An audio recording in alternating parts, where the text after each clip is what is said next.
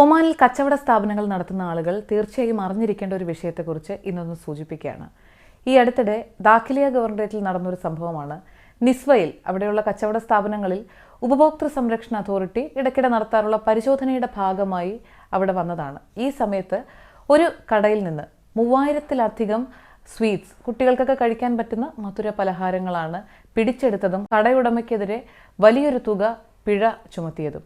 ഇതിനുള്ള കാരണം എന്താണെന്ന് അന്വേഷിച്ചപ്പോഴാണ് അറിയുന്നത്, ഈ സ്ഥാപനത്തിൽ ഈ പറഞ്ഞ ഈ സ്വീറ്റ്സിൻ്റെ കവറിൽ, അത് പൊതിഞ്ഞിരുന്ന ആ ഒരു പേപ്പറിൽ സാമൂഹ്യ വിരുദ്ധമായ ചില ചിത്രങ്ങളൊക്കെ വരച്ചിരുന്നു, അല്ലെങ്കിൽ അത്തരം ചിത്രങ്ങളാണ് പ്രിൻ്റ് ചെയ്തിരുന്നതെന്നാണ് അവർ പറഞ്ഞത്. അപ്പോൾ ഇങ്ങനെയുള്ള പ്രശ്നങ്ങളൊക്കെ വളരെ കൃത്യമായി മോണിറ്റർ ചെയ്യുന്നുണ്ട്. ഇങ്ങനെയൊരു പ്രശ്നം വന്ന സമയത്ത് ആ കടയുടമ അവരെ കൺവിൻസ് ചെയ്യാനൊക്കെ ശ്രമിച്ചിരുന്നു. ഇത് തങ്ങൾ ഉൽപ്പാദിപ്പിക്കുന്ന പ്രോഡക്റ്റ് അല്ലല്ലോ, ഇവിടെ കച്ചവടത്തിന് വെച്ചു എന്നല്ലേ ഉള്ളൂ എന്ന്. പക്ഷെ അവർ ചോദിക്കുന്നത്, ഇങ്ങനെ സാമൂഹ്യ വിരുദ്ധമായ തരത്തിലുള്ള ഒരു കണ്ടന്റ് അടങ്ങിയ ഉൽപ്പന്നം എന്തിനു നിങ്ങളുടെ ഷോപ്പിൽ കച്ചവടത്തിനായി വെച്ചു എന്നുള്ളൊരു കാര്യമാണ്. അപ്പോൾ വളരെയധികം ശ്രദ്ധിക്കുക. നമ്മുടെ ഈ രാജ്യത്തിൻ്റെ പോളിസിക്കും ഇവിടുത്തെ രീതികൾക്കും നിരക്കാത്ത യാതൊരു ഉൽപ്പന്നവും, അത് എത്ര ഡിമാൻഡുള്ളതായിക്കോട്ടെ, എത്ര വിലയേറിയതായിക്കോട്ടെ, അങ്ങനെയുള്ള പ്രവണതകളിലേക്ക് പോകരുത് എന്നൊന്ന് ഓർമ്മിപ്പിക്കുകയാണ് ഒമാനിൽ ഏത് ഭാഗത്തായാലും കച്ചവടം നടത്തുന്ന ആളുകളോട്. ഇന്ന് ഏപ്രിൽ 22 ലോക ഭൗമദിനമാണ്. ഇത്തവണത്തെ ഭൗമദിനത്തിൻ്റെ തീം എന്ന് പറയുന്നത് പ്ലാനറ്റ് വേഴ്സസ് പ്ലാസ്റ്റിക് എന്നുള്ളതാണ്. അപ്പോൾ ഈ ഒരു ആശയത്തിൻ്റെ ചുവട് പിടിച്ചുകൊണ്ട് രാജ്യത്ത് നടപ്പിലാക്കാൻ സാധിക്കുന്ന എല്ലാ കാര്യങ്ങളും ഊർജിതമായി നടത്തുമെന്ന് പരിസ്ഥിതി അതോറിറ്റി ഉൾപ്പെടെയുള്ള ഗവൺമെൻറ് വൃത്തങ്ങൾ അറിയിച്ചിരിക്കുകയാണ്.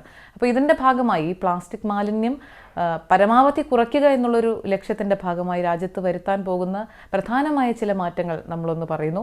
ഒന്നാമത്തെ കാര്യം, പ്ലാസ്റ്റിക് വേസ്റ്റ് റീസൈക്കിൾ ചെയ്യാൻ വേണ്ടി രാജ്യത്തിൻ്റെ പല ഭാഗങ്ങളിലായി 18 പുതിയ പ്ലാന്റുകൾ നിർമ്മിക്കുന്ന ഒരു കാര്യത്തെക്കുറിച്ച് പ്രഖ്യാപനം വന്നു കഴിഞ്ഞു. അതുപോലെ പ്ലാസ്റ്റിക് മലിനീകരണത്തിനെതിരെ പ്രകൃതി സംരക്ഷണത്തിന് വേണ്ടിയും ഏർപ്പെടുത്തിയിട്ടുള്ള പല നിയമങ്ങളുണ്ടല്ലോ രാജ്യത്ത്, ഫൈൻ ഉൾപ്പെടെയുള്ള കാര്യങ്ങൾ. അപ്പോൾ ഇതൊക്കെ കൃത്യമായി നടപ്പിലാക്കുന്നുണ്ടോ എന്ന് പരിശോധിക്കാനായി നിശ്ചിത ടീമിനെ നിയോഗിക്കും എന്നുള്ളൊരു കാര്യമാണ്.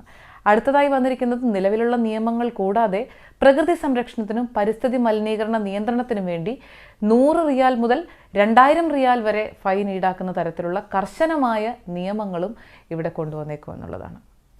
ഒമാൻ ഭരണാധികാരി സുൽത്താൻ ഹൈത്തം ബിൻ താരിഖ് ഇന്ന് UAE president Sheikh Mohammed bin Zayed Al നഹ്യാനുമായി അദ്ദേഹം കൂടിക്കാഴ്ച നടത്തും. ഇരു രാജ്യങ്ങളും തമ്മിലുള്ള സുപ്രധാനമായ ചില വിഷയങ്ങളിൽ ചർച്ചകൾ നടത്തി കരാറുകളിൽ ഒപ്പുവെക്കും. പ്രാദേശിക അന്തർദേശീയ വിഷയങ്ങളിലുള്ള ഇരു രാജ്യങ്ങളുടെയും കാഴ്ചപ്പാടുകൾ കൈമാറുകയും ചെയ്യും. ഒമാൻ മലയാളം സ്പെഷ്യൽ അപ്ഡേറ്റ്സിൻ്റെ ഇന്നത്തെ അധ്യായം പൂർണ്ണമാകുന്നു. നന്ദി.